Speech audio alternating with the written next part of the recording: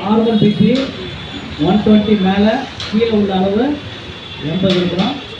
கொஞ்சம் வயசானவங்க ஒரு 10 பாயிண்ட் கொஞ்சம் கூட இருக்கலாம்.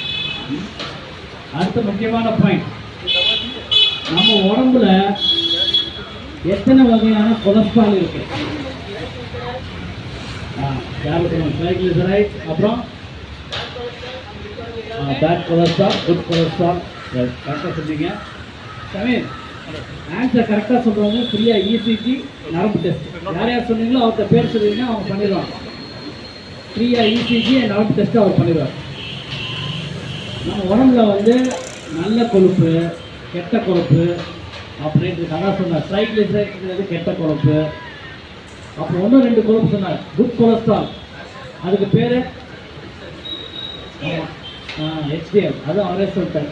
Very good. இது தெரிஞ்சுக்கணும். இதெல்லாம் நான் கேள்வி கேட்க வச்சுக்கோங்க, தெரிஞ்சுக்கணும். HDL கொலஸ்ட்ரால், LDL கொலஸ்ட்ரால், இது வந்து